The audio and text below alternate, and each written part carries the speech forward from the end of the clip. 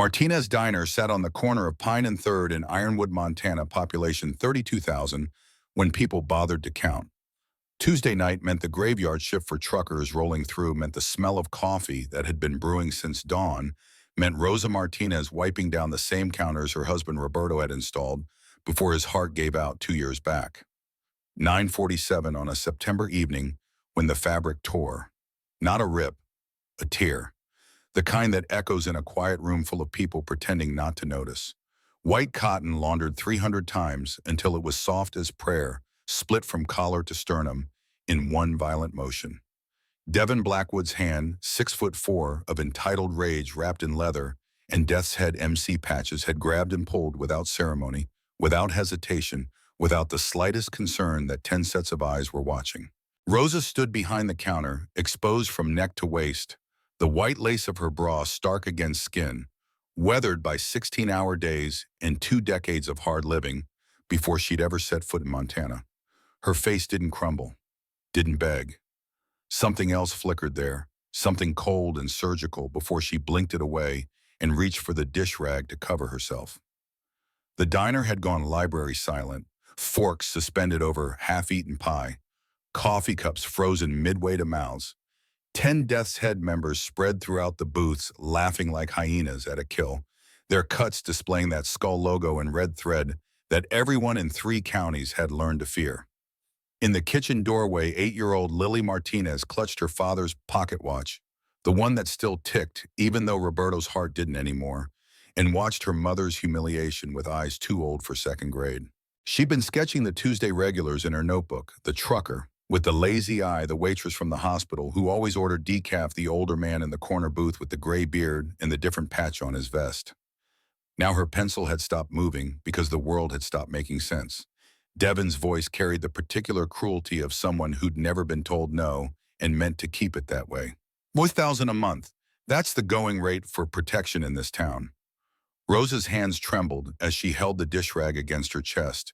Her voice came out steady despite the shaking. I don't have $5,000. I barely make rent. Devin's smile belonged on something that hunted in packs. He leaned across the counter close enough that Rosa could smell the whiskey and cigarettes on his breath, close enough that his next words were clearly meant for her ears and every other ear in that diner. Then you got other ways to pay. A pretty woman like you runs a business, must be lonely without a man around. His hand reached out again. Rosa didn't flinch, but something in her spine straightened, something that looked military and dangerous, before she remembered to slouch back into the persona of exhausted single mother running a failing diner. Lily's fingers tightened on the pocket watch. Tick, tick, tick. 3 wins for 3 prayers, her father used to say.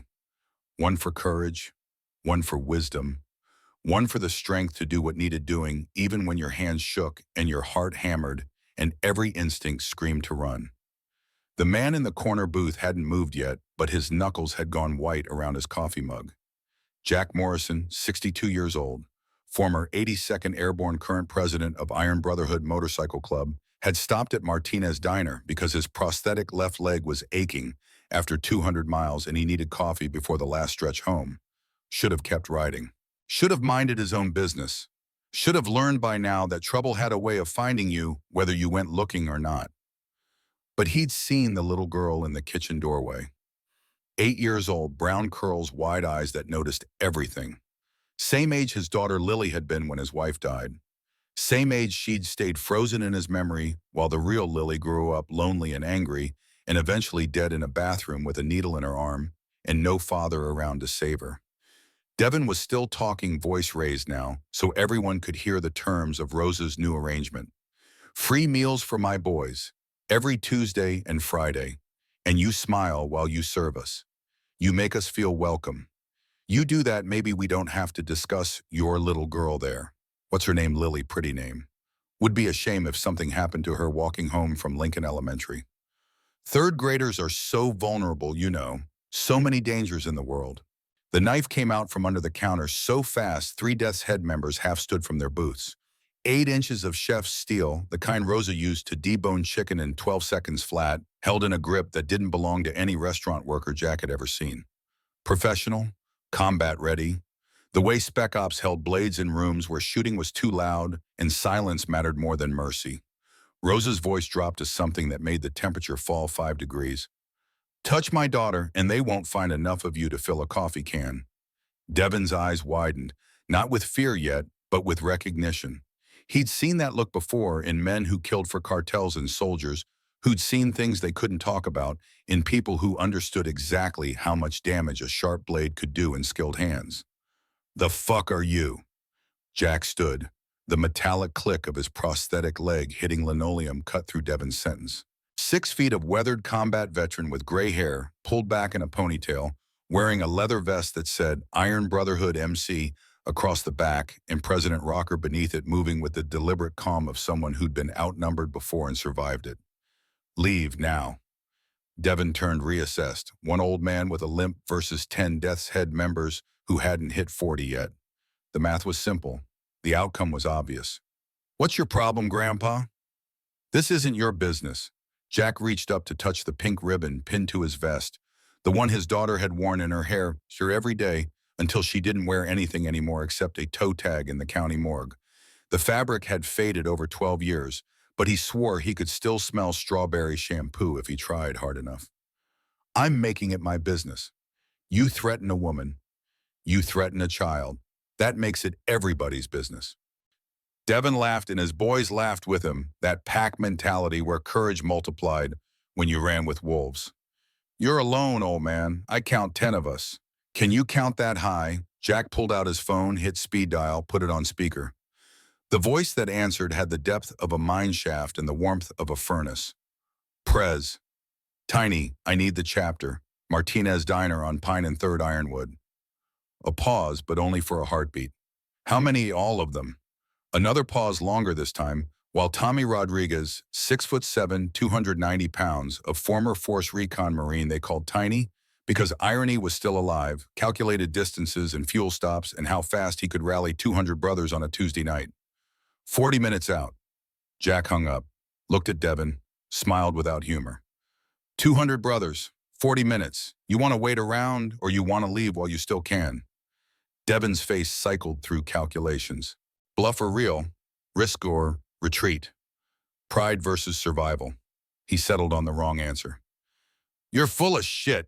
Nobody's got 200 guys who show up on a Tuesday. 40 minutes, find out. 3 Death's Head members moved toward Jack.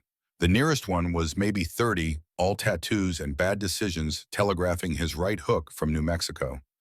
Jack started to shift his weight, started to plant his good leg and raise his hands, started to do the math on how much damage he could do before the prosthetic gave out and they put him down. Then Lily walked out of the kitchen. Time didn't stop, but it should have. This 8-year-old girl in an oversized diner apron that had been her father's, carrying a notebook full of sketches, and her father's pocket watch, and more courage than anyone had a right to ask from someone who still lost teeth naturally. She walked across that diner floor with every eye tracking her movement, walked right up to Jack Morrison, while her mother screamed her name, walked until she stood between this scarred old biker and 3 gang members who'd hurt people for less than the price of dinner. Arms spread wide, chin up, voice clear. You have to go through me first. The room crystallized into something fragile and terrible. Devin stared. His boys stared. Rosa was moving around the counter, knife still in hand, maternal fury overriding every other instinct. Jack looked down at this impossible child and felt something crack open in his chest that he'd sealed shut with whiskey and regret 12 years ago. His prosthetic leg ached as he lowered himself to one knee. The metal clicked and groaned. His good knee protested. He didn't care. He got down to Lily's eye level because that's what you did when someone half your size showed twice your courage. What's your name, kiddo? Lily. Of course it was. Of course God, or fate, or whatever cosmic comedian was running the show would make her Lily. Would put this brave little girl in front of him with the same name, same age, same fearless stupidity that his daughter had shown before the world broke her. That's a beautiful name. I had a daughter named Lily. Had past tense. I'm sorry she's past tense. Jack's throat closed around words that wouldn't come. His hand rough with calluses from 40 years of motorcycle grips, scarred from bar fights and worse fights in places that didn't have bars reached out. Lily put her small hand in his without hesitation. Trust pure and complete, from someone who still believed grown-ups could be heroes. The pink ribbon came unpinned with fingers that shook. He'd worn it for 12 years through 100,000 miles in 3 states in more dark nights than he could count. His daughter's ribbon, the last thing he had of her, besides memories that cut like glass. This was my Lily's. She wore it every day. Would you keep it safe for me? Lily took it like he was handing her the crown jewels, held it against her chest with both hands. I promise. Good girl. Now I need you to go back to the kitchen. Let the old biker handle this. Her smile came quick and bright. You're not old. You're weathered. Jack laughed for the first time in longer than he could remember. Real laughter, the kind that came from somewhere deep and forgotten, and maybe not completely dead after all. Weathered, I like that. Devin's patience snapped like cheap wire. He moved fast, grabbed Lily's arm hard enough to leave fingerprints yanked her toward him, while Jack was still on one knee and couldn't move fast enough with metal where bone should be. Rosa moved faster. The knife came around in a perfect arc, professional grip, blade angled for maximum psychological impact without actual cutting. Yet, she crossed the diner in under 2 seconds, moved like someone who'd done this before, in situations where hesitation meant death, and pressed 8 inches of sharp steel against Devin's carotid artery with exactly enough pressure to dimple skin without breaking it. Let her go. Her voice carried an accent now faint but present, something that hinted at places where Spanish mixed with English, and life was cheaper than most people in Montana could imagine. Devin's eyes went wide because he recognized competence when it was about to open his throat. The fuck you know how to... I know how to do a lot of things. Things you don't want to see. Things my daughter doesn't know about. Things I left behind when I came here. Now let go of my daughter or I show you exactly what La Navaja learned in Guadalajara. The name hung in the air like gun smoke. Devin released Lily, stepped back.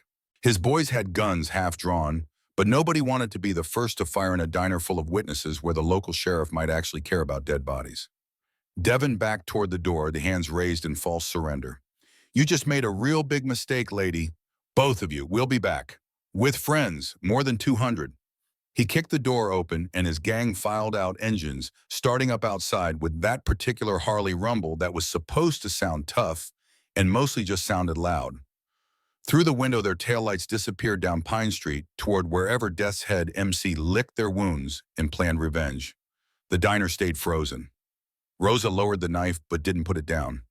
Jack got to his feet, prosthetic, clicking and grinding, and every customer suddenly remembered they needed to be somewhere else. Money hit table's doors swung open. Within 2 minutes, the diner was empty, except for Jack and Rosa and Lily. Rosa sat heavily on a bar stool, knife still in her hand, shaking now that the adrenaline was crashing.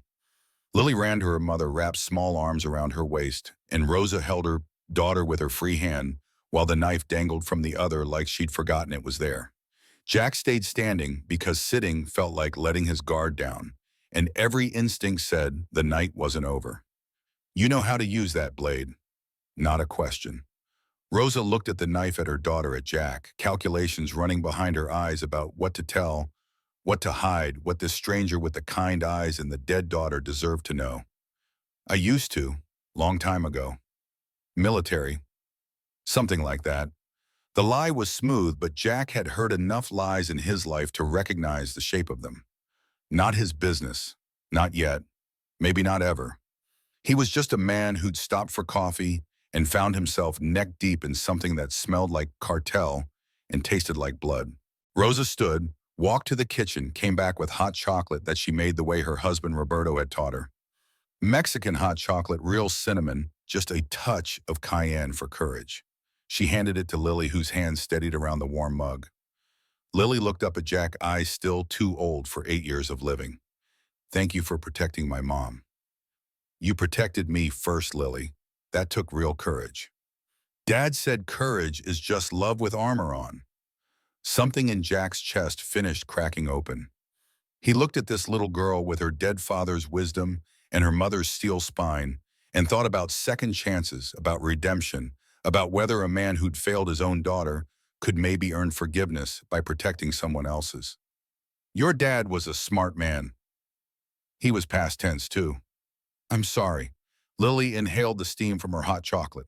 cinnamon and safety and home, except underneath it all, that metallic smell still lingered. Fear. Because everyone in that diner knew Devin Blackwood wasn't done. He was just getting started. Rosa's phone rang. Unknown number? She answered because you always answered unknown numbers when you had a daughter, and enemies, and a past that wanted collecting. Hello. The voice on the other end spoke Spanish, heavily accented, the kind that came from Sinaloa or Jalisco, from places where cartels ran everything and innocent people died in numbers that made the news for one day and then disappeared into statistics. Rosa. Oh, debería decir la navaja. Her face went the color of old snow. Who is this? Someone you owe $300,000. I hear you're having problems with local gangs. Maybe we help each other. Maybe you work for us again. Maybe your daughter stays safe. I call tomorrow with details. The line went dead. Rosa lowered the phone with a hand that shook harder than it had when she'd held the knife. Jack kept his voice level. Who was that? Nobody. Didn't sound like nobody. Rosa looked at Lily at Jack at the diner her husband had built, and she tried to keep running and was now going to lose because the past never stayed buried. Not really, not when you owed cartels money and had skills they remembered and valued. My past. Coming to collect. Outside, the rumble started low and distant. Jack smiled despite everything, because he knew that sound the way monks knew prayer bells. Harley engines, dozens of them growing louder with each second. He walked to the window and looked out at Pine Street. Headlights, 50, 100, more. Motorcycles rolling into Ironwood in perfect formation, two abreast, staggered by half a bike-length military precision that came from brothers who'd ridden together long enough to move as one organism. Iron Brotherhood MC, all 200 members of the Montana chapter arriving exactly 38 minutes after the call, because when the president said, "Come, you came." Across the street, the 12 Death's Head bikes looked like children's toys. Rosa joined Jack at the window, Lily pressed against her side. Oh my God. I told you, Brotherhood means 200 show up when one calls. The engines cut in sequence, a wave of silence rolling down the street as kickstands hit pavement and boots followed. 200 men and 3 women, ages ranging from 28 to 71. Every one of them wearing Iron Brotherhood colors, every one of them having dropped whatever they were doing on a Tuesday night because their president needed them. At the front, impossible to miss, came Tiny Rodriguez. 6'7", 290 pounds, completely bald head, beard, down to his chest, covered in tattoos that told stories about places the government said didn't exist and missions that never officially happened. He looked like violence incarnate, like something you'd summon with blood, and Latin, like the kind of nightmare children checked under beds for. He walked to the diner door, opened, it stepped inside. His eyes scanned the room, processed threats, landed on Lily. His face softened like butter in summer sun. He walked toward her, and everyone tensed because 290 pounds of former Force Recon Marine moving toward a child triggered every protective instinct. He stopped 3 feet away, and then slowly, carefully, with joints that creaked from old injuries, he lowered himself to one knee. His voice, when it came, was gentle as rain on flowers. Hi there, little one. I'm Tiny. Are you okay? Lily nodded, still clutching Jack's pink ribbon. Good, because anyone who hurts kids answers to me, and I'm not nice when I'm not nice. He smiled, all those teeth, all that scar tissue, and somehow it worked. Somehow this terrifying giant made himself safe and small and trustworthy. But to good kids, I'm a teddy bear. Lily's voice came out small but steady. You don't look like a teddy bear. Tiny laughed, deep and genuine. Fair point. Behind him, the Brotherhood filed in. They filled the diner to capacity and beyond, spilling out onto the sidewalk, but nobody was loud. Nobody was aggressive. They ordered coffee, they paid, they tipped heavy. Father Mike O'Brien, 68 years old, former Army chaplain with kind eyes behind wire-rimmed glasses, knelt beside Lily and told her that God smiled on the brave. Sarah Chen, 60, former combat medic with dock patches on her vest, checked Rosa's bruised wrist with gentle efficiency. Rita Vasquez, 52, hands stained with grease from the motorcycle shop she owned, promised to fix Rosa's slashed tires for free. Marcus Williams, 58, road captain, who organized every ride and made sure nobody got left behind, laid out the security plan. Guards in 4-hour shifts 24/7. Nobody got within 100 feet of Martinez Diner or Rosa's apartment without Iron Brotherhood knowing. Lily looked up at Jack, overwhelmed and amazed. They're all here for me. You stood up when nobody else did. That means something. That means everything. Outside the town was gathering. 30-40 townspeople watching 200 bikers occupy their main street, whispering about trouble and violence and whether someone should call the sheriff. Sheriff Deborah Taylor, 55 and tough as boot leather, arrived with lights flashing and hand on weapon until she walked into the diner and saw the scene. Brotherhood members sitting peacefully, eating pie, drinking coffee. Tiny reading a children's book to Lily from a saddlebag because he carried books for his 5 granddaughters and always had one handy. Nothing threatening, nothing aggressive. Just 200 people showing up because someone needed help, and that's what family did. The sheriff walked to Jack. Ironside, what's happening here? Death's Head MC threatened this woman and her daughter. Extortion, assault, physical contact, terroristic threats against a minor. We're making sure it doesn't happen again. 200 of you. One would have been enough. 200 sends a message. Sheriff Taylor looked at Rosa's torn shirt, at the bruises on her wrist, at Lily clutching a pink ribbon like it was made of hope and promises. Devin Blackwood did this. Rosa nodded. I've been trying to nail him for 3 years. Press charges. With 200 witnesses, he can't retaliate. He already promised to come back with more people. Then we'll be ready. The sheriff left to file paperwork. The Brotherhood settled in for a long night. Jack pulled Tiny aside back to a corner booth where Lily couldn't hear. I need a safe house for Rosa and the girl. Tonight. Already arranged. Old hunting cabin 40 miles north. Secure. Off-grid. Good, because this isn't over. Never is. But that little girl, Jack, that's the bravest thing I've seen in 20 years. Standing between you and 3 gang members. 8 years old. Jack touched his vest where the pink ribbon should be found. It missing remembered he'd given it away to another Lily who needed it more. She reminds me, I know I see it, we all see it. If something happens to her because of me, won't, not on our watch. You called. We came, that's how it works. The diner door opened. Father Mike stepped in from outside, face grim. Jack, we got movement. Death's Head compound is lit up like Christmas. Vehicles moving. Jack's jaw tightened. How many? Can't tell. More than bikes, trucks, SUVs. They're not coming to talk. Rosa overheard, move close. I need to get Lily out of here. Already arranged. Tiny's taking you both. Cabin's stocked secure, got cell service if you need it. I can't ask you to do this. You didn't. Your daughter did. By being brave. By standing up. Tiny collected Lily, who was falling asleep against Sarah Chen's shoulder. Wrapped her in a Brotherhood jacket 3 sizes too big. Rosa grabbed essentials. Nothing else moved with the efficiency of someone who'd evacuated before who knew how to run when running was the smart play. At the door, Rosa turned back to Jack. You don't know me. Don't know what I've done. If you knew, I know you're a good mother. That's all that matters. They left in Tiny's truck, taillights disappearing into Montana darkness, while inside the diner, Jack gathered his officers. Marcus, Sarah, Rita, Father Mike, 20 others who'd proven themselves in situations where proving yourself meant staying alive. Death's Head is coming tonight, with numbers. Maybe they got help, maybe they called in favors, doesn't matter.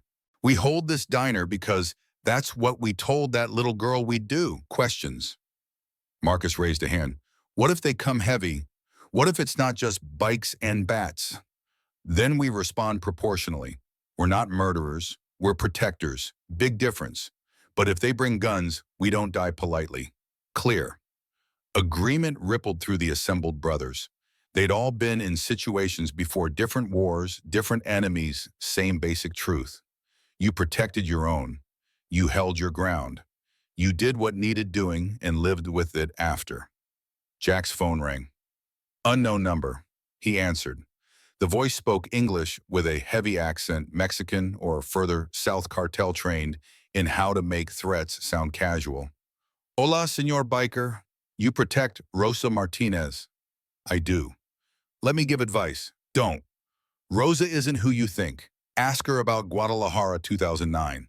Ask her about La Navaja. Ask her about 12 men she killed with knife just like the one she pulled tonight. Still want to protect her. The line went dead.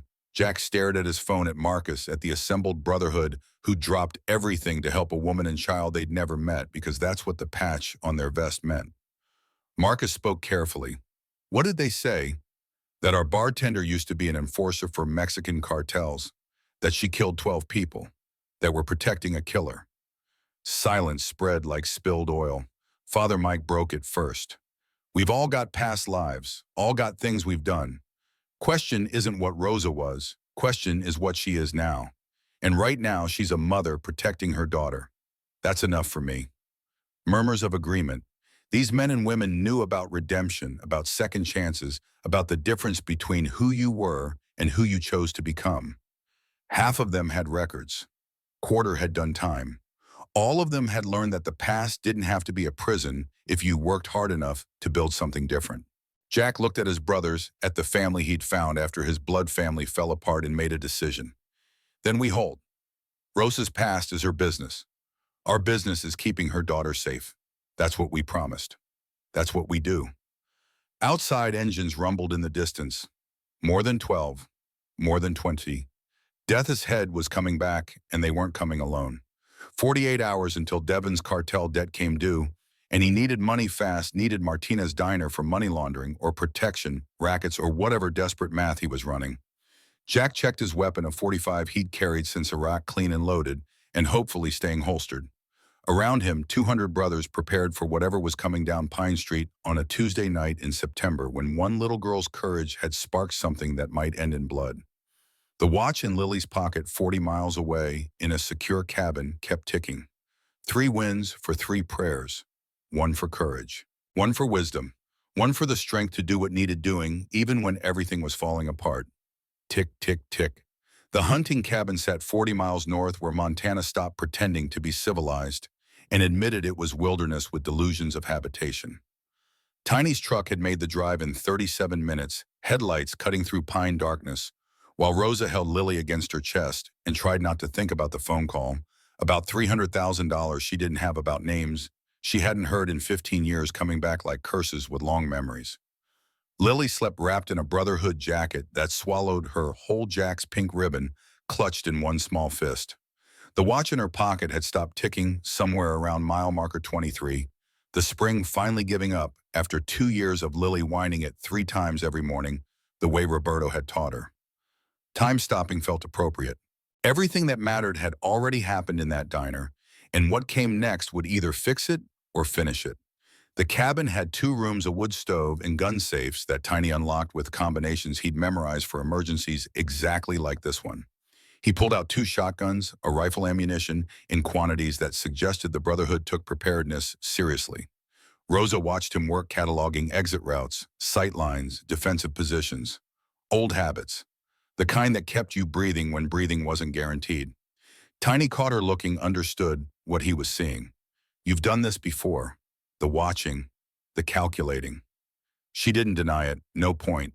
The accent had slipped out at the diner when Devon grabbed Lily, years of careful erasure undone by maternal fury and muscle memory that still knew exactly where to place a blade for maximum psychological impact. Different life, different person. Yeah, we've all got those.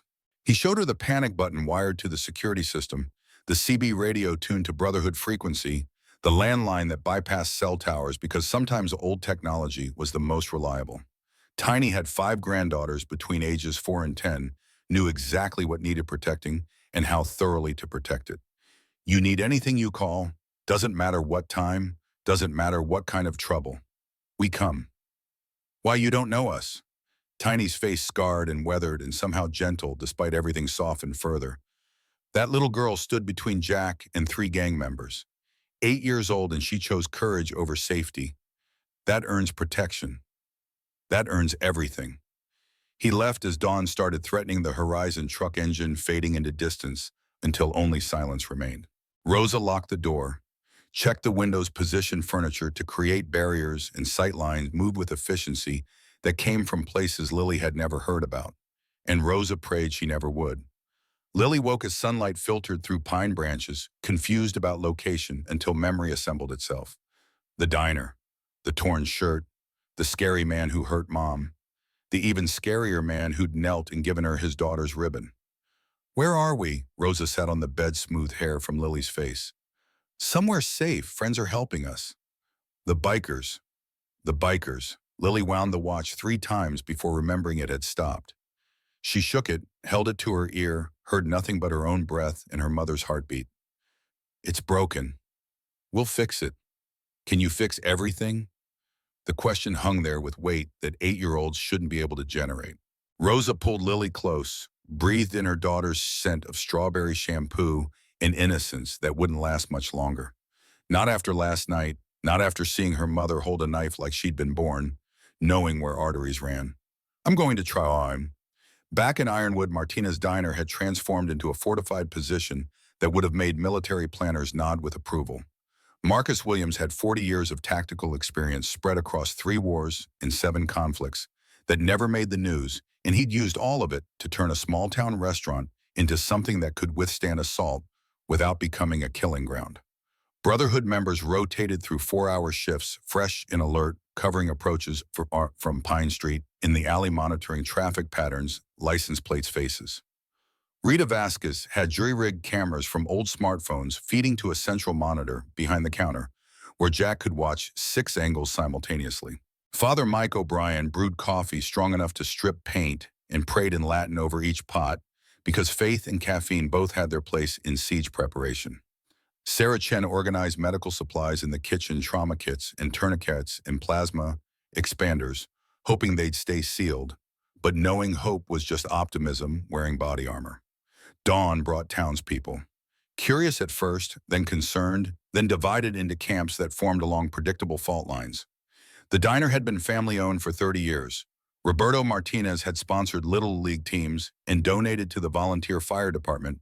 Rosa worked herself half dead to keep her husband's dream alive after his heart quit at 46. But 200 bikers occupying downtown made people nervous, made them remember every movie villain who wore leather and rode Harleys. Never mind that Iron Brotherhood had never caused trouble in Ironwood, had actually run off 3 different methodators who tried setting up shop near Lincoln Elementary. Mayor Richard Holbrook arrived at 8 a.m., 53 years old, 260 pounds of political ambitions stuffed into a suit that cost more than Rosa made in a month. He'd been mayor for 6 years, planning to run for state senate, didn't need controversy or violence in his carefully managed small town. He walked into the diner like he owned it, which technically he didn't, but practically he controlled enough zoning permits and business licenses to make life difficult for anyone who crossed him. Mr. Morrison, we need to talk. Jack looked up from the security monitors, gray beard shot through with white eyes that had seen too much to be impressed by local politicians playing big. Talk. This occupation needs to end. You're scaring people. Bad for business. Bad for the town's image.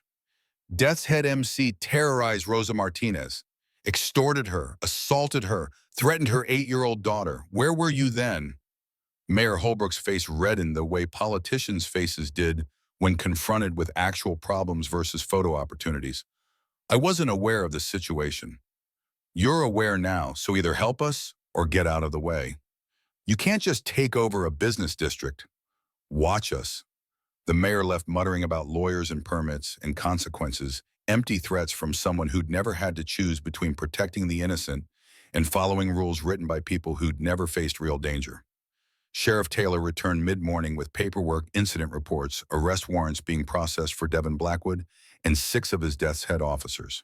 Charges ranging from assault to terroristic threats to extortion, enough to put Devin away for 15 years if they could make everything stick and he didn't have lawyers good enough to turn felonies into misdemeanors. Where is Rosa? I need her statement. Safe house. She'll come in when it's secure. These charges won't hold without her testimony. Then make it secure. Sheriff Taylor studied Jack, saw something there that made her reassess, made her remember the file she'd read when Iron Brotherhood first established their chapter in Montana. Jack Morrison, decorated combat veteran, 24 years military service, Purple Heart and Bronze Star, and a prosthetic leg that earned him medical discharge before he was ready to stop fighting. You think this ends clean? Nothing ends clean, but it ends with that little girl safe. That's the only ending that matters. The sheriff left with promises to increase patrols, which meant 2 deputies driving past every hour instead of every 2 hours, meaningful in the way thoughts and prayers were meaningful after mass shootings. Jack didn't expect help from official channels. Official channels moved at bureaucratic speed, while threats moved at whatever speed hatred and desperation could generate. His phone rang, Tiny's number. Yeah, we got a problem. Rosa's getting calls, blocked numbers, Spanish, cartel connected based on what I'm hearing. They know where she is. Jack's hand tightened on the phone hard enough that plastic creaked. How? Working theory Devon's not just Death's Head. He's connected to bigger players. Sinaloa, maybe Jalisco. They track people professionally. She say what they want. Money she owes from her previous life. 300,000. Plus they want her back working for them. Apparently La Navaja was good at her job. La Navaja, the blade. Jack had spent the night Googling, finding newspaper articles and Spanish translated stories about a female enforcer who'd worked for the Guadalajara cartel between 2007 and 2010. 12 confirmed kills never caught, disappeared like smoke after a territorial dispute killed her handlers. The articles described someone efficient and surgical, someone who made examples that kept lower-level dealers in line. She tell Lily any of this? Lily's 8, she thinks her mom was maybe military. Rosa wants to keep it that way. Can we? Tiny's silence stretched long enough to be an answer. Eventually his voice came back, quieter, sadder. Jack, if cartels want her, they'll find her. If they want to use Lily as leverage, they will. We can protect them for a while, maybe even a long while. But forever, we're bikers, not CIA. Then we end it, tonight. We take out Death's Head, remove Devon's connection to the cartels, make it not worth their time to come after one woman. That's a war. Then it's a war. Jack hung up, gathered his officers, spread maps across the diner counter. Death's Head compound sat 5 miles east old warehouse district that had died when manufacturing left and never recovered. 8 connected buildings, guard towers, cameras, fortified positions, built over 3 years of controlling territory through violence and intimidation. Marcus traced routes with his finger, calculating approaches and fallback positions. They've got defensive advantage, high ground, prepared positions. We'd be attacking into their strength. Then we don't attack. We draw them out. How? They want the diner, want Rosa, want leverage. So we give them a target they can't ignore. Sarah Chen looked up from organizing bandages, understanding what Jack was suggesting and not liking it. You mean use Rosa as bait? I mean give them what they came for. But on our terms, our ground, our rules. Father Mike crossed himself, lips moving in silent prayer, because what Jack was proposing walked right up to the line between protection and murder, and maybe crossed it depending on how things played out. Jack, if this goes wrong, if we do nothing, cartels take Rosa back to Mexico, force her to work for them, use Lily as collateral. That's the alternative. The officers looked at each other, doing math that didn't have good answers, only less bad ones. Finally, Marcus nodded.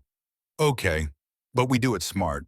We control every variable we can, and we get Lily somewhere even safer first. We're safer than a cabin 40 miles out with Tiny standing guard.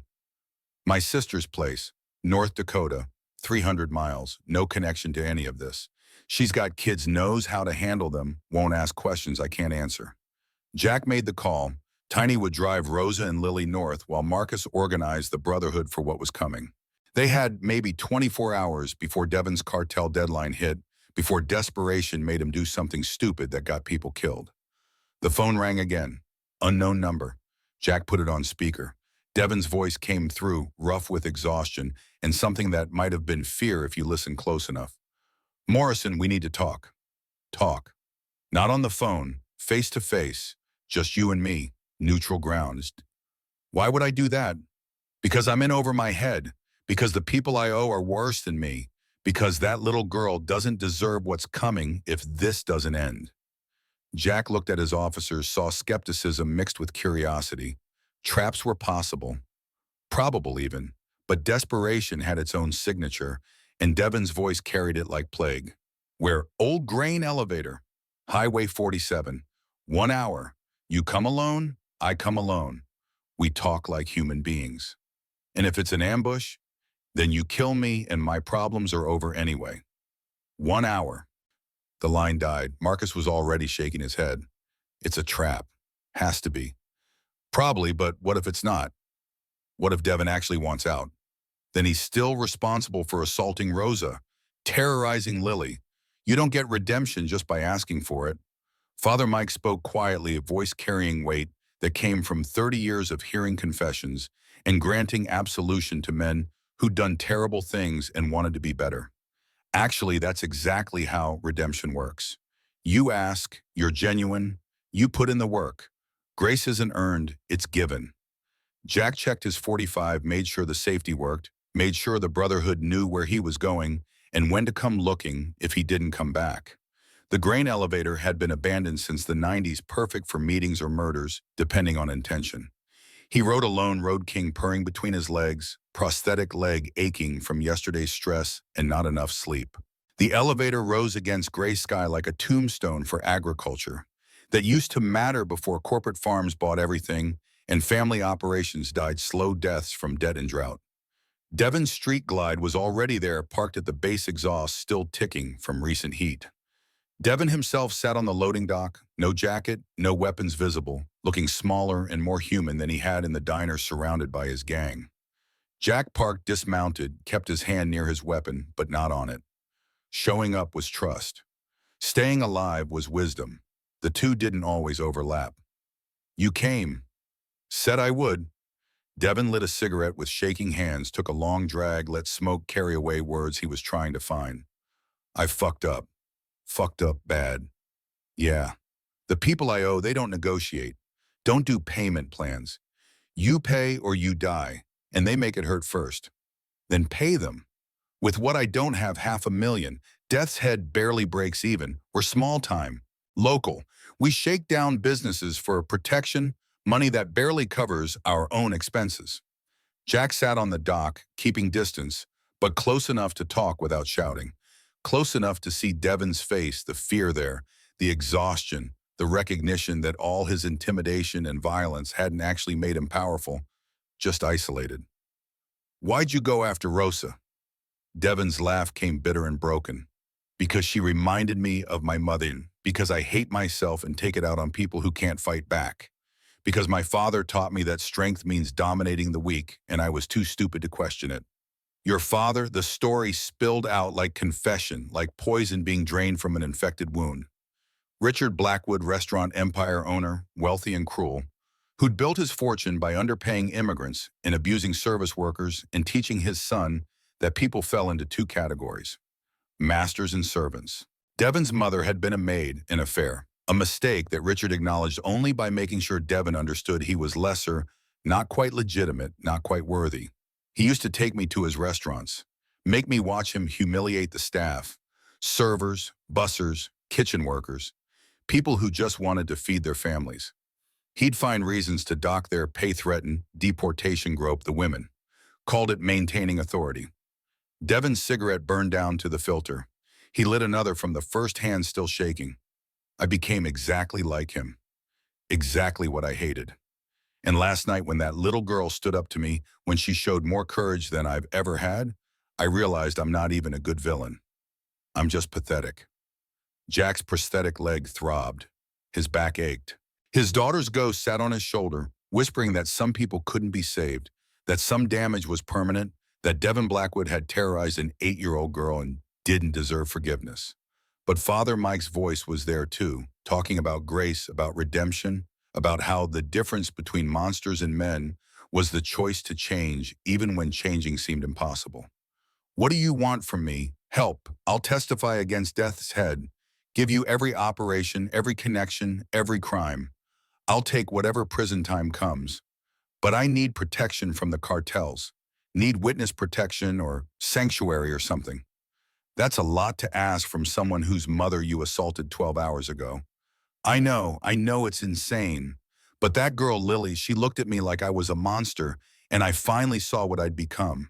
I can't undo what I did. Can't take back the fear or the shame. But maybe I can stop making new victims. Jack studied Devin's face, looking for lies, for manipulation, for the con artist behind the confession. Found only exhaustion and genuine horror at himself, which didn't excuse anything, but maybe opened a door to something that wasn't just revenge and violence. You understand, Rosa won't forgive you. Lily won't forget. Nothing you do erases what you did. I know. And if you're lying, if this is a play, I'll kill you myself. Not quick, not clean. I know that too.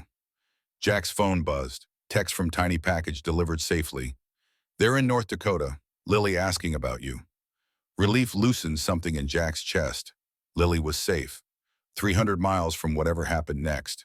That was what mattered. That was the only thing that mattered. Okay, here's what happens. You come back to the diner in front of witnesses. You confess to everything. Sheriff takes your statement. You enter protective custody. Then we deal with your cartel problem.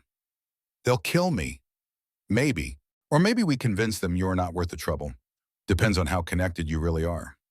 I'm mid-level.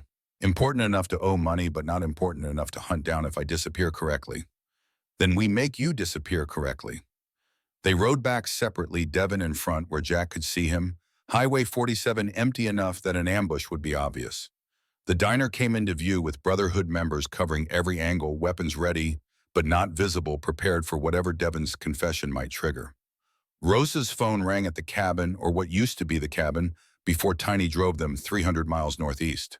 She answered because not answering meant wondering, meant fear multiplying in the dark. The voice spoke Spanish, the same heavily accented threat from before.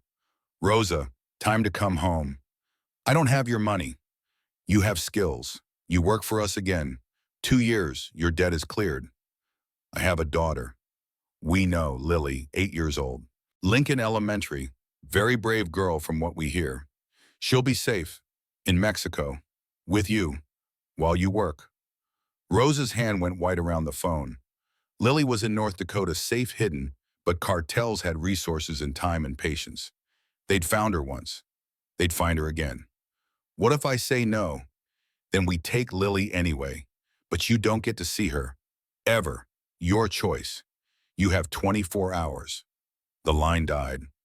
Rosa sat in Tiny's truck somewhere in North Dakota, where wheat fields stretched to horizon, and Lily slept in the back seat clutching a pink ribbon that smelled like strawberry shampoo from a girl who died 12 years ago and tried to figure out how to protect her daughter from people who made Death's Head MC look like children playing dress-up. Tiny had heard enough of the conversation to understand. His face went granite hard. They're coming for her. They're always coming. I bought 15 years by running. Now the bill's due. We can hide you deeper. Canada, Alaska, somewhere off-grid. For how long they found me in Montana, they'll find me anywhere. And Lily deserves better than running forever. What's the alternative? Rosa looked at her daughter, at innocence that wouldn't survive whatever came next, at 8 years of trying to be someone different from La Navaja and failing because the past never stayed buried when you owed debts this large. I go back, work for them, keep Lily safe. That's not living. That's just slow dying. Then it's slow dying as long as she's safe. Tiny started the engine, heading deeper into North Dakota toward his sister's farmhouse, where Lily could hide among other children and maybe forget for a little while what it meant to be leverage in someone else's war. Back at the diner, Devin Blackwood confessed to everything. Sheriff Taylor recorded every word, taking notes that would become testimony, building a case that would dismantle Death's Head MC brick by brick. Assault, extortion, drug trafficking, money laundering, connections to Mexican cartels that made local crimes federal problems. Devin's voice stayed steady through all of it, not seeking sympathy, just documenting damage he'd caused and how to prevent more. When he finished, Sheriff Taylor looked at Jack. This clears your situation. Death's Head is done, but the cartel connection that's bigger than me, that's FBI, DEA agencies that work in years, not hours. We don't have years. We've got maybe a day before they move on Rosa. Then Rosa needs federal protection, witness protection program, new identity, new location. She's already running, been running 15 years. You really think another name in another town solves this? The sheriff had no answer because there wasn't a good one. Federal agencies moved slowly, carefully building cases that took years to prosecute, while people got killed in the meantime. Rosa had been La Navaja had killed 12 men for cartels that never forgave and never forgot. Witness protection might buy time, but cartels thought in generations and long games where patience was just another weapon. Jack's phone rang again. Tiny's number. They called, gave Rosa 24 hours. Work for them or they take Lily. What did she say? She's going to surrender, going to work for them to keep Lily safe. The hell she is. Jack, she doesn't have options. They'll find Lily. They always find the leverage. Then we remove the leverage. We make it not worth their time. How? Jack looked at Devin, at this broken man who'd terrorized Rosa and now wanted redemption through cooperation, and made calculations that would have horrified him 12 hours ago, but seemed reasonable now in the cold math of protecting innocence. Devin, your cartel contacts. You can reach them. Yeah. Call them. Tell them La Navaja is dead, killed in a home invasion. Body burned beyond recognition. Local news will report it. Dental records from her old life don't exist here because she changed identities. Far as anyone knows, Rosa Martinez died yesterday. Devin's eyes widened. You want me to lie to the cartels? I want you to buy Rosa time. Enough time to actually disappear. Enough time for Lily to grow up without looking over her shoulder. If they find out I lied, they kill you, but you're already dead either way. This way you die useful. Father Mike crossed himself again, lips moving faster because what Jack was proposing walked past the line into territory where morality got murky and justification required faith that ends mattered more than means. Devin picked up his phone, dialed, waited. When the voice answered in Spanish, he switched languages fluidly, talking about a fire, about witnesses, about Rosa Martinez burning alive in her apartment, with her daughter, about how convenient it was that debts could die with debtors. The voice asked questions. Devin answered smoothly, adding details about accelerants and locked doors, and how quickly fire spread in old buildings. When he hung up, his hands shook worse than before. They're sending someone to verify, body, scene. If they don't find evidence, they'll find evidence. We're good at staging scenes. Rita Vasquez already had her phone out, texting her contacts at the fire department. People who owed Brotherhood favors, people who understood that sometimes official paperwork needed to match unofficial reality. Marcus was pulling up blueprints for Rosa's apartment building, calculating accelerant needs and burn patterns, treating arson like the military operation it was about to become. Jack's phone buzzed. Rosa's number. I heard. Heard what? Tiny told me, you're staging my death. You got a better idea. Silence stretched while Rosa calculated, weighed, measured. Finally, her voice came back different, harder, more La Navaja than Martinez diner bartender. It'll buy time, maybe months, maybe a year, but they'll investigate, they'll push. Eventually, they'll figure out it's fake. By then, you're really gone. Canada, Alaska, somewhere with new names we build carefully, slowly, properly. Somewhere they can't find you. You'd do that for someone you just met. I'd do that for Lily.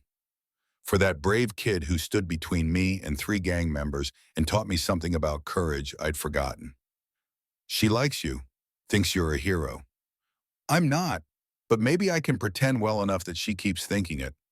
Rosa's breath hitched, something that might have been a chi, or might have been laughter, or might have been exhaustion finally catching up. Thank you. Thank me when you're safe, when Lily's safe, when this is actually over. He hung up, gathered his officers, started planning an arson that would look real enough to fool cartel investigators, complete enough that dental records and DNA wouldn't be expected, contained enough that innocent people didn't die in the process. Brotherhood members who'd been firefighters knew how flames spread, which accelerants left, which signatures, how to make accidents look convincing. They had 12 hours before sunset, before Rosa's apartment building became a crime scene, before La Navaja died officially, and Rosa Martinez could disappear into whatever life came next. Outside, autumn sun climbed toward noon, indifferent to human complications, indifferent to the difference between justice and revenge, indifferent to whether one 8-year-old girl grew up safe or spent her life running from debts her mother had accumulated before she was born. Inside the diner, 200 Brotherhood members prepared for war or peace or whatever hybrid emerged when protecting innocence required becoming something darker than you wanted to be. Jack touched his vest where the pink ribbon should have been remembered, giving it to Lily. Remembered his daughter who'd worn it first, remembered that redemption was possible if you worked hard enough and got lucky enough and had enough brothers willing to blur lines between right and legal. The watch in Lily's pocket, 300 miles away, had stopped ticking. But somewhere, somehow, time kept moving anyway, carrying them all toward whatever ending they could build from the wreckage Devon had started and Jack had chosen to finish. The apartment building burned exactly as planned, flames choreographed by Rita Vasquez's expertise and Marcus Williams's military precision. By the time fire trucks arrived at sunset, Rosa Martinez's third-floor unit was fully involved. Windows blown out from heat-roof timbers collapsing inward with theatrical finality. Chief Danny Reeves directed his crew to contain, rather than extinguish, letting the staged evidence burn hot enough that dental records would be impossible and DNA would be carbon. Sheriff Taylor stood with Jack behind police tape, watching accelerants do their calculated work, her face carrying the weight of laws, bent but not quite broken. This better be the end of it. It will be. And if the cartels dig deeper, Jack touched his vest where the pink ribbon sat pinned over his heart. The same ribbon he'd shown Lily but not given her, not yet, because some gifts required earning through survival, not just courage. Then we dig back. The cartel investigators arrived 40 hours later. Two men in suits, too expensive for Montana rental sedan, with Texas plates faces that suggested violence was profession refined into art. They met Sheriff Taylor at the smoldering remains, reviewed the fire marshal's preliminary assessment, visited the county morgue where bodies from the building awaited identification through whatever fragments heat had spared. The remains from Rosa's apartment measured 63 inches, consistent with her listed height. Female based on pelvic structure that survived temperatures exceeding 1800 degrees.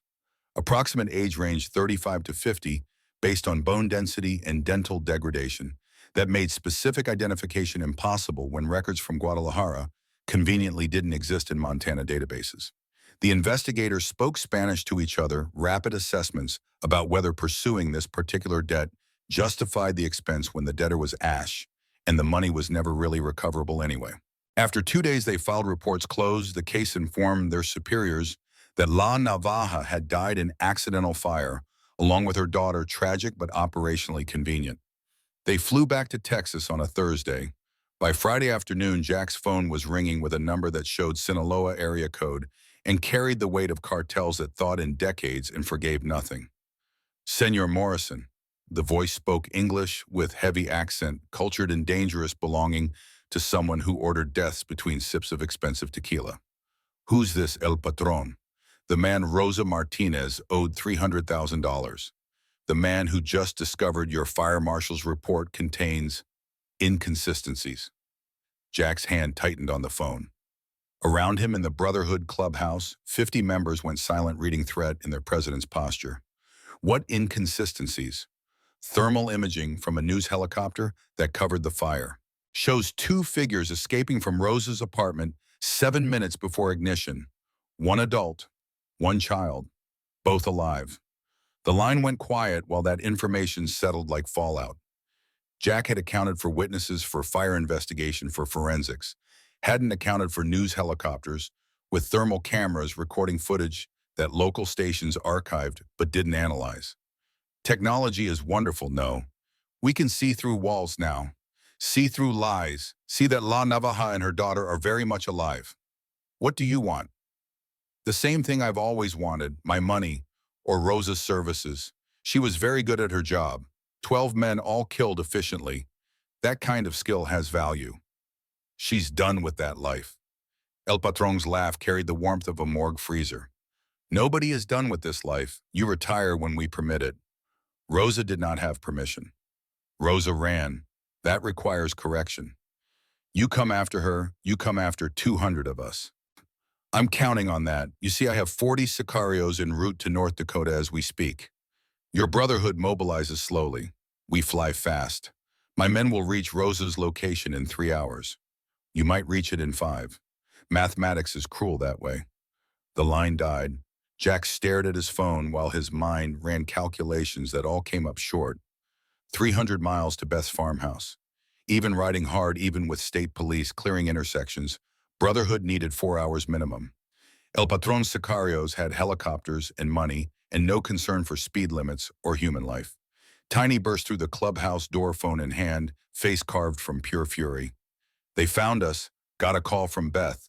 4 vehicles, maybe 20 men surrounding the farm. They're not moving in yet, waiting for something. They're waiting for Rosa. El Patron wants her to surrender, save Lily the trauma. Old cartel tradition. Give the target a chance to walk willingly before you make it painful. Marcus was already at the map table calculating routes and intercepts. We mobilize everyone, 200 bikes full escort. But Jack, even with everything perfect, we're 4 hours out. Then we buy time. Tiny, you're at the farmhouse. Negative, I'm 40 miles south, was coming back for supplies. I can be there in 30 minutes. Go, now, stall them however you can. We're coming. Tiny was out the door before the sentence finished, his modified Road King roaring to life outside, exhaust note, fading to distant thunder as he pushed past 80 on county roads that were never meant for speeds that desperate. Jack addressed the assembled Brotherhood, 200 faces ranging from 28 to 71. Every one of them understanding what he was about to ask, every one of them knowing some wouldn't come back if this went sideways. El Patron Sicarios are 3 hours from killing a woman and child we promised to protect. We ride now. We ride hard. And when we get there, we end this. Not murder, not execution, but if they fire first, we respond decisively. Questions. Father Mike raised a hand, face troubled but resolved. Jack, this is war, with cartels, with people who have infinite money and no rules. Even if we win today, they'll come back. Then we make it cost too much. Make them understand that touching our people means losing more than they gain. Cartels respect one thing: expensive mistakes. We make this expensive. Sarah Chen was already organizing medical supplies, trauma kits, and plasma expanders packed into saddlebags, preparing for casualties, because hope wasn't tactical planning. Rita checked weapons, distributed magazines, made sure everyone who carried was proficient, because this wasn't bar fight territory anymore. This was the kind of violence that required training and discipline or became massacre. The Brotherhood mobilized in 12 minutes, 200 Harleys in perfect formation. Marcus at point as Road Captain Jack in command position. Riders staggered 2 abreast with spacing that allowed maneuvering if shooting started. They rolled out of Ironwood in a column that stretched half a mile, engines, synchronized discipline, perfect looking, less like motorcycle club, and more like mechanized cavalry. Highway 2 toward North Dakota opened before them, afternoon sun dropping toward horizon, shadows lengthening as they pushed past 90, where road conditions allowed. State police saw them coming, had been briefed by Sheriff Taylor, cleared intersections, and waved them through, because sometimes local law enforcement understood that federal agencies moved too slowly and street justice was the only justice that arrived on time. At the farmhouse, Lily was drawing horses in the hayloft when Beth's phone rang. The woman answered, listened for 30 seconds, face draining to corpse white. She hung up, climbed the ladder to where Lily sat, surrounded by sketches and innocence.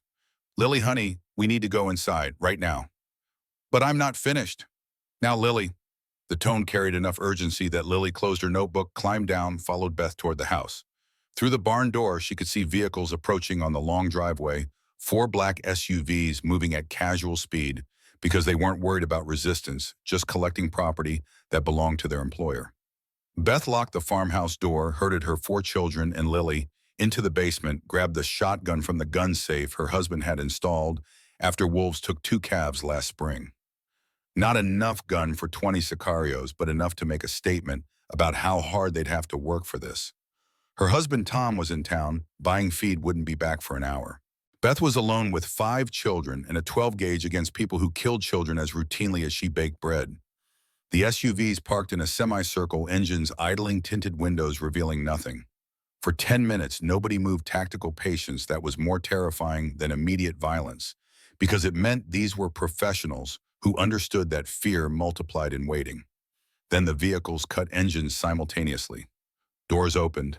20 men emerged wearing casual clothes over body armor, carrying weapons ranging from pistols to automatic rifles, faces showing the particular emptiness that came from killing. So often it became routine rather than traumatic. The lead man, maybe 45, carried himself with authority that suggested officer-level cartel rank. He walked to the farmhouse door, knocked politely, waited. Beth cracked the door 2 inches, shotgun visible. "Private property, leave." The man smiled without warmth. "Senora, we're not here for trouble. We're here for Rosa Martinez and her daughter Lily. Give them to us, everyone else walks away. Simple. They're not here. Thermal imaging says otherwise. We have 6 heat signatures in your basement. 4 are small children, 2 are adult-sized. Rosa and Lily. Please don't insult my intelligence." "You're not taking them." The man's smile faded. "Senora, I admire your courage. But you have 4 children. I have 20 soldiers. Mathematics is cruel. Rosa dies either way. Question is whether your family survives to remember her." The standoff crystallized into something fragile and terrible.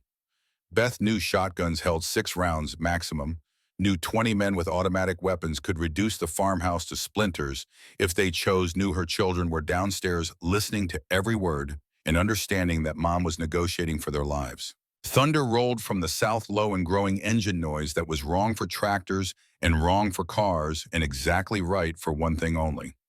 The cartel lieutenant turned, tracking the sound face, registering recognition and concern as the horizon filled with motorcycles. 1 became 10, became 50, became 200.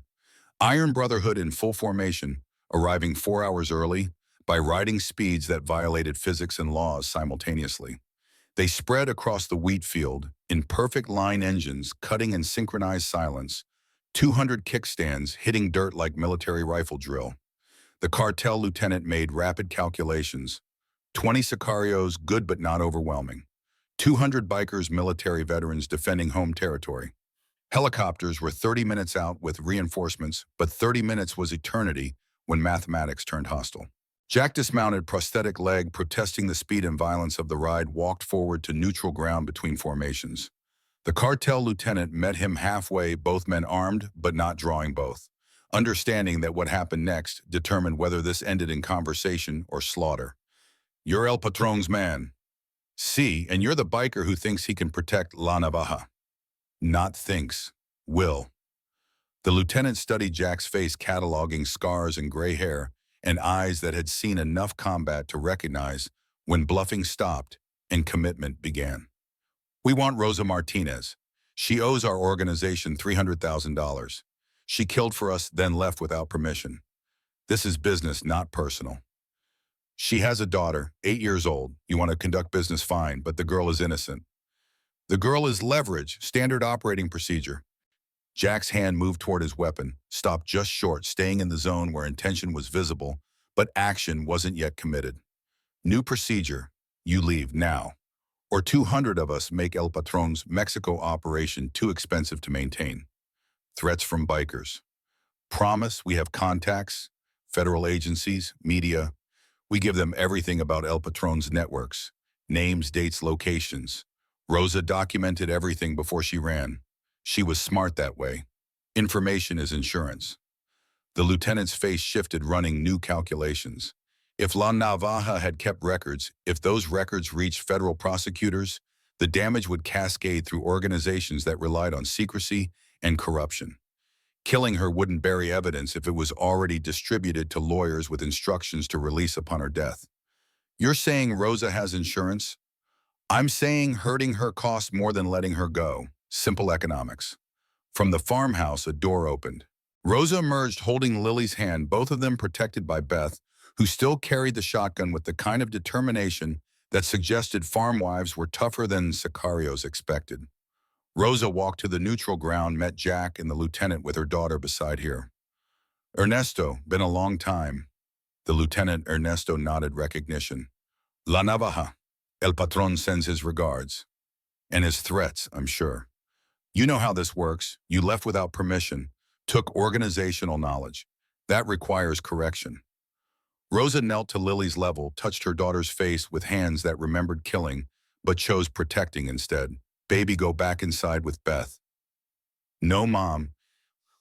"No, we're family. Family means nobody gets left behind. Jack taught me that." The 8-year-old girl, who'd stood between Jack and 3 gang members, looked at 20 cartel sicarios and 200 bikers and decided courage still mattered more than odds.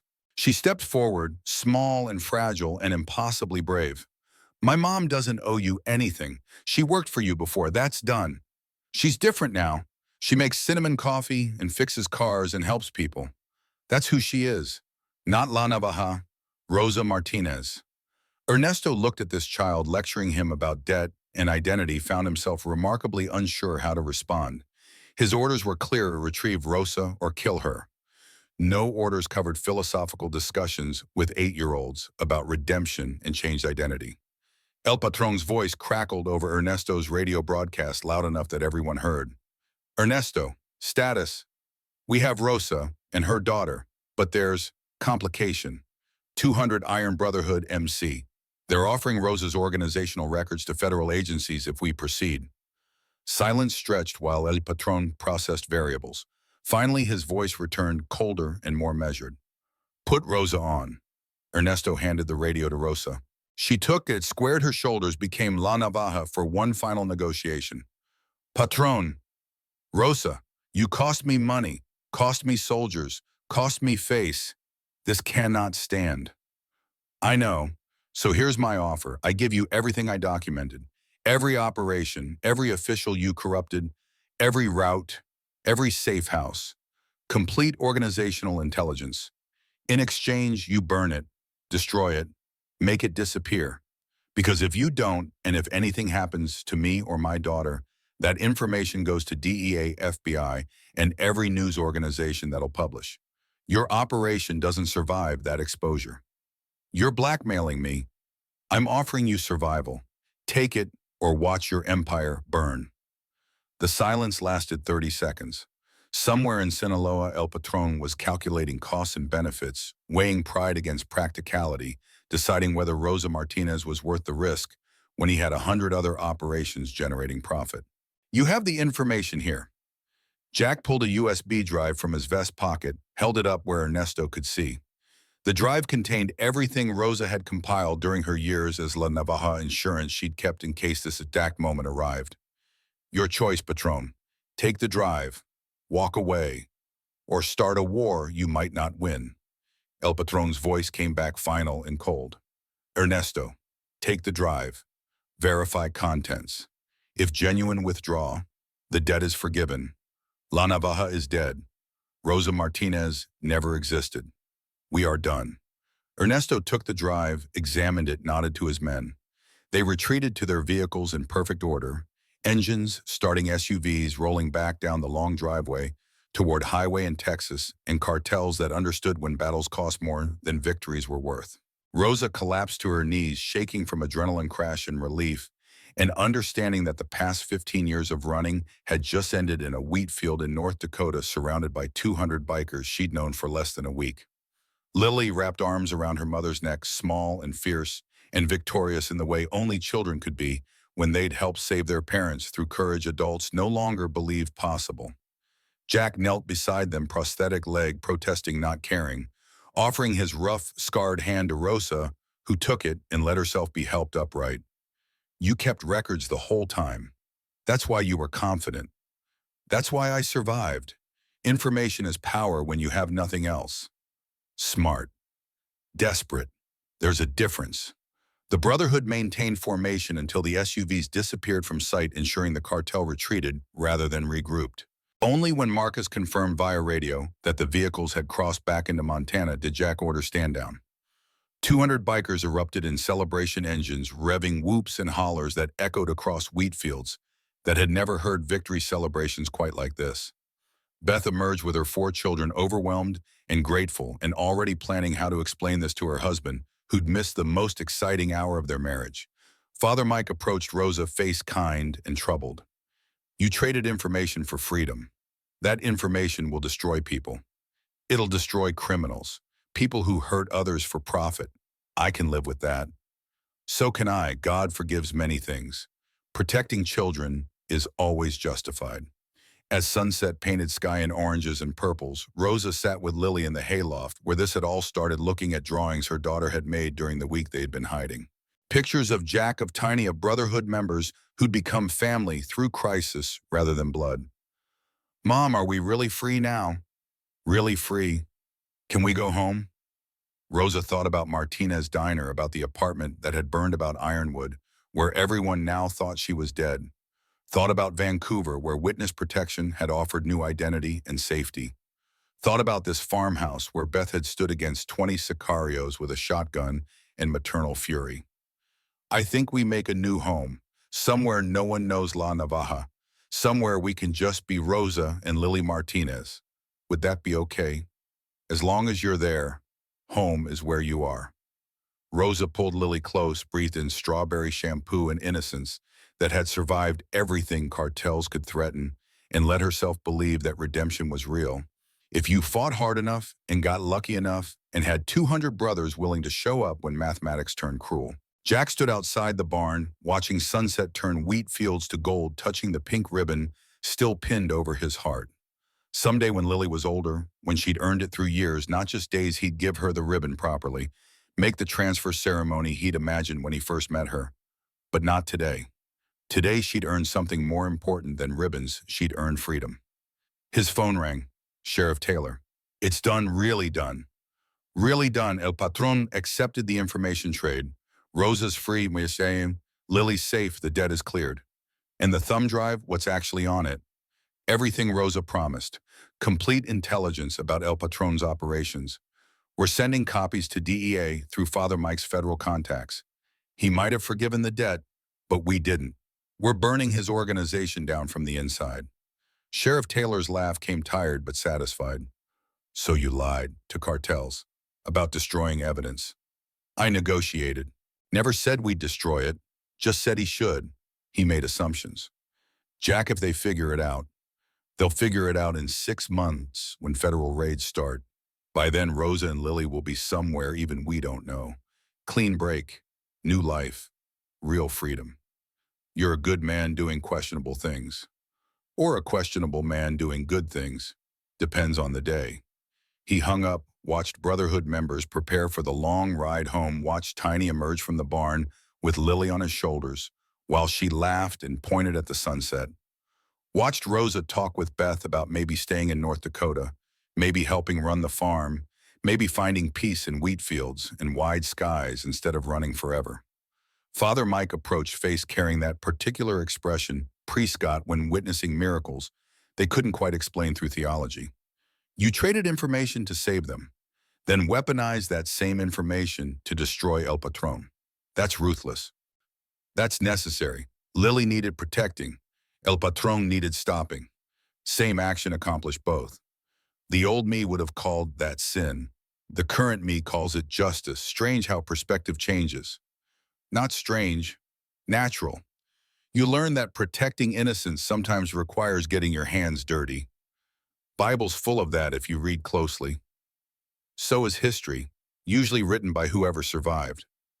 They rode home in darkness, 200 Harleys carrying 200 men who just faced down cartel sicarios, and won through superior numbers and willingness to die protecting strangers who'd become family. The ride was quiet, contemplative, each rider processing what they'd been willing to do and what that said about who they'd become. Jack's phone buzzed at mile marker 73. Text from Rosa, thank you for everything, for my daughter's life, for my freedom, for showing me that family isn't who you're born to, it's who shows up when showing up costs something. You're family now, forever. He typed back one-handed while writing, Brotherhood means nobody gets left behind, even when cartels say otherwise. Stay safe, stay free. Visit when you can. Lily will need to see us occasionally. Make sure she remembers courage isn't forgetting, fear it's acting despite it. The Brotherhood clubhouse appeared from darkness, lights warm and welcoming brothers gathering inside to decompress and celebrate and grieve the casualties that hadn't materialized but easily could have.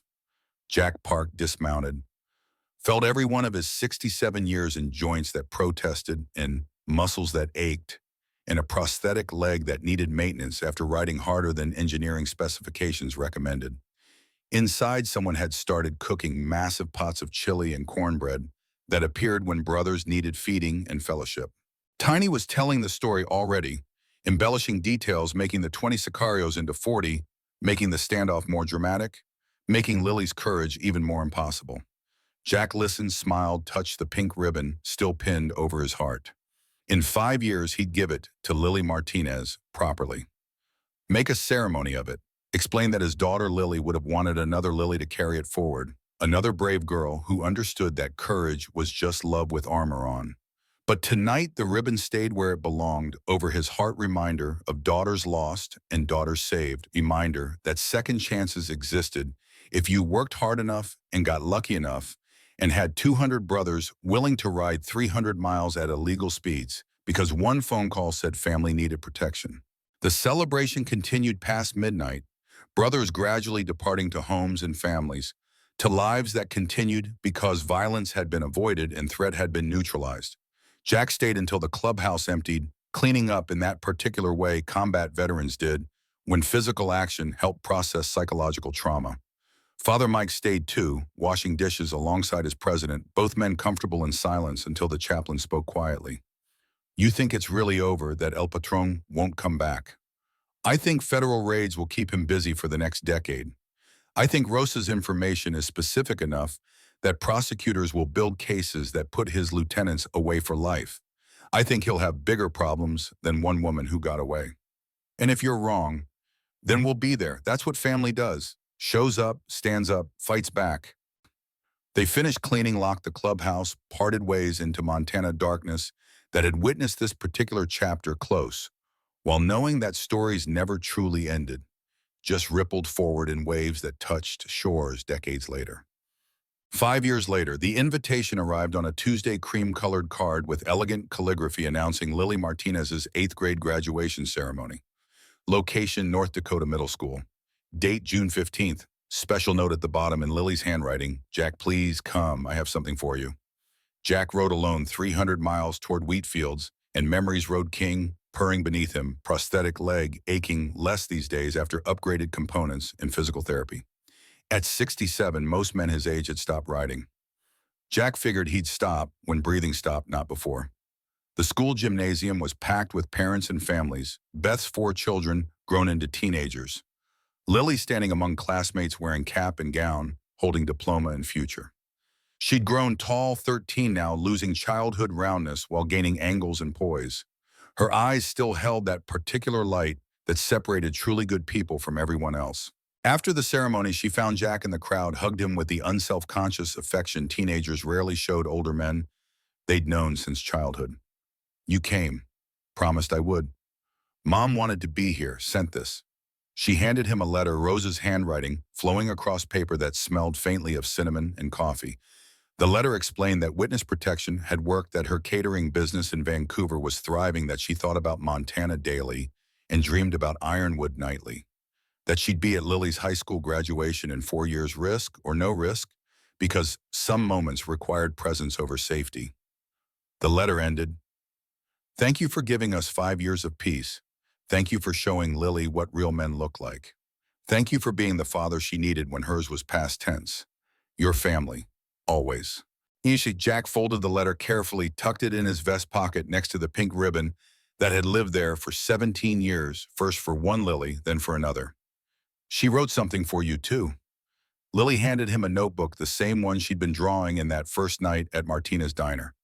5 years of sketches chronicling life on Beth's farm, Brotherhood visits, graduations, and birthdays, in ordinary moments that became extraordinary through artistic skill. The last page showed Jack at 67, weathered and gray prosthetic leg, visible pink ribbon, prominent over his heart. Below it, caption in teenage handwriting that had matured from child to artist. Some families you're born into, some choose you, both matter. Thank you for choosing us. His eyes went wet because they always did when Lily showed him truth he couldn't see himself. She produced the pink ribbon from her pocket, the one he'd shown her, but never given her that first night, because gifts required earning through time, not just courage.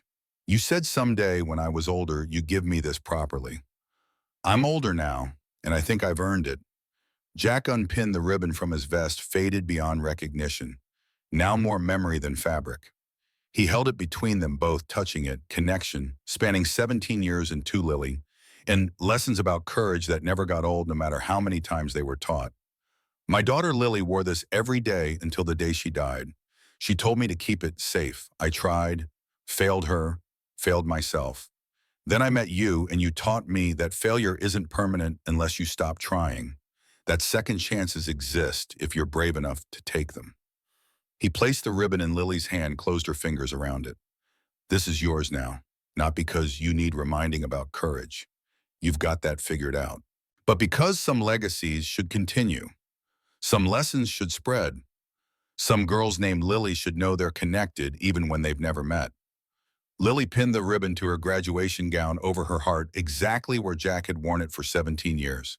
She hugged him again, harder, this time teenager strength instead of child dependence. When I have a daughter someday, I'll give it to her. Tell her about two Lilies who taught an old biker what courage really meant. Keep the story going. That's all any of us can do. Keep the stories going. Keep showing up. Keep choosing courage over safety.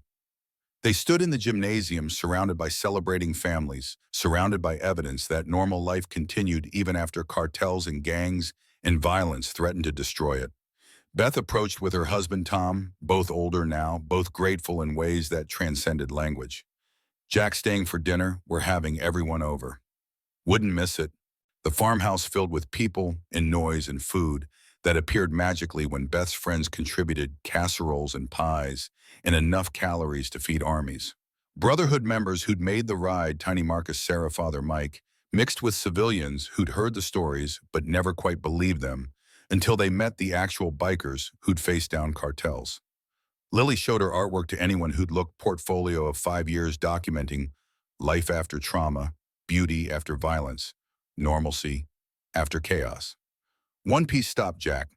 Cold Martinez Diner, rendered from memory in perfect detail. Table 9 prominent with imaginary plaque reading, "Reserved for those who stand up when standing up matters." You remember the diner. Remember everything. The way you knelt, the way Tiny scared me until he smiled, the way Mom held that knife like she'd done it before, the way 200 bikes sounded like thunder. I remember all of it. That was a hard night. That was the night I learned what family really meant. Not blood, not DNA, just people willing to show up when showing up cost something. Father Mike overheard, nodded approval at wisdom that sounded like sermon material. Your father would be proud, the man you've become, the leader who protects instead of destroys. Jack thought about Roberto Martinez, about the diner owner who died too young, about legacy that continued through daughters and strangers who became family. Roberto started it, taught Lily about courage and love. I just showed up when the lesson needed reinforcing. The evening stretched into night celebration, becoming fellowship, becoming the kind of bonding that happened when people survived impossible situations together. Lily fell asleep against Jack's shoulder around 10 p.m., exhausted from graduation, an emotion, 13 years old, and simultaneously child and teenager and future adult all at once. Jack carried her to Beth's spare room, tucked her in like he'd done with his daughter Lily 17 years ago. Noticed the pink ribbons still pinned to her graduation gown on the desk. Some circles, closed properly, if you waited long enough and worked hard enough and got lucky enough. Riding home at midnight, 300 miles of darkness and stars and wind that cleaned thoughts, Jack felt something that might have been peace, or might have been satisfaction, or might have been forgiveness for failures past and present. His phone buzzed at mile marker 147, text from Lily. Made it home safe. Still riding another hour. Be careful. You're the only Jack I've got. I will. You're the only Lily I've got too. Not true. You've got two Lilies, one in memory, one in life. Both love you. His vision blurred enough that pulling over was necessary, tears falling freely, because 13-year-olds shouldn't be able to articulate truths that adults spent lifetimes avoiding. He sat on his road king in darkness, crying silently, letting grief and joy mix into something that felt like wholeness if you squinted right and believed hard enough. The Brotherhood clubhouse appeared from nothing. Lights off except security floods, everyone gone to homes and families because Tuesday nights were quiet now that Death's Head was dismantled, and cartels had learned that Montana bikers cost too much to cross. Jack parked, dismounted, walked inside to silence and memories. The pink ribbon was gone, passed to Lily properly, but its ghost remained pinned over his heart, invisible weight that felt right and necessary and permanent. His phone buzzed again. Rose's number, the one that changed every 6 months, the one that kept her safe while allowing contact. Lily texted me, Said you came to graduation. Said you gave her the ribbon. Time was right. She earned it. She loves you, talks about you constantly. Her hero, her second father. I'm nobody's hero. Just showed up when showing up mattered. That's exactly what heroes do. They show up. Rosa's voice carried emotion that transcended words, gratitude and affection and bond that formed when people survived impossible situations together. 4 more years I'll be at her high school graduation. Risk or no risk. Some moments require presence. We'll make it safe. We're good at that. I know. That's why I'm trusting you with the most important person in my life. They talked for another hour about Lily's college plans, about Rosa's catering business, about whether 5 years was long enough for cartel memories to fade, or whether some debts echoed forever, regardless of paper agreements. Eventually, exhaustion won, and they said goodbye, promising to talk next month, same schedule they'd maintained for 5 years. Jack climbed stairs to the second-floor apartment above the clubhouse small quarters that sufficed for someone who spent most time riding or protecting or helping brothers who needed it. Photos lined one wall, military service, mixed with Brotherhood memories, mixed with one picture that mattered most. 8-year-old Lily Martinez standing between Jack and 3 gang members, arms spread wide, courage incarnate. He touched the photo, touched the spot over his heart where the ribbon had lived, touched the ghost of his daughter, who'd taught him everything, and the living girl who'd reminded him why lessons mattered. Sleep came easy for the first time in years, dreams populated by daughters both lost and saved by ribbons and watches, and courage that multiplied when shared by the understanding that some stories never ended, they just rippled forward forever, changing everything they touched. Morning brought coffee and sunlight and phone calls from brothers, checking in, maintaining connection that defined brotherhood beyond patches and motorcycles. The work continued because protecting people never stopped, just evolved into new forms as threats changed, and communities learned that bikers could be heroes if you judged them by actions instead of appearance. Jack rode through Ironwood that afternoon past Martinez Diner under new ownership, past the apartment building that had burned 5 years ago and been rebuilt with better fire suppression, past Lincoln Elementary, where Lily used to go to school before North Dakota became home. Sheriff Taylor flagged him down outside her office, face showing age but also satisfaction that came from cleaning up towns that had been dirty too long. Morning, Jack. Sheriff. Wanted to tell you, El Patron got sentenced yesterday, 40 years federal, no parole. Rosa's information made 17 different cases. Biggest cartel takedown in 10 years. She'll be glad to hear that. Tell her thanks. Tell her she did good. Tell her the past can stay buried now because the people who cared about it are all in prison. I will. He rode home feeling lighter, feeling like maybe the story had actually ended properly instead of just paused. That night at the Brotherhood meeting, he stood before assembled members and told them about Lily's graduation, about giving away the ribbon, about second chances that actually worked when you tried hard enough. Tiny raised a toast with whiskey that was probably too good for the occasion, but felt exactly right. To Lily, both of them, the one we lost and the one we saved. May their courage ripple forward forever. 200 voices echoed to Lily. The meeting continued business as usual, protecting their territory and helping those who needed it, but something had shifted. Some weight had lifted. Some mission had been completed, even though the work never truly finished. Jack rode home that night, touching the ghost of the ribbon over his heart, understanding that some gifts kept giving even after they were passed along, that some lessons echoed through generations, that some families were born from crisis and became permanent through choice and showing up and refusing to let mathematics dictate who deserved protection. The watch in Lily's room in North Dakota kept ticking 3 wins every morning, prayer and habit and connection to Father who was past tense but never forgotten. The ribbon pinned to her bulletin board caught afternoon light, faded and sacred, ready to be passed forward again someday, when another girl needed reminding that courage was just love with armor on. And in Ironwood, Montana, Martinez Diner served coffee and community to people who'd learned slowly that protection came in unexpected forms, that leather and loud exhaust could mean safety instead of danger, that showing up was 90% of everything that mattered. Some stories don't end. They ripple. They multiply. They become truth that changes how people see the world. This was one of those stories.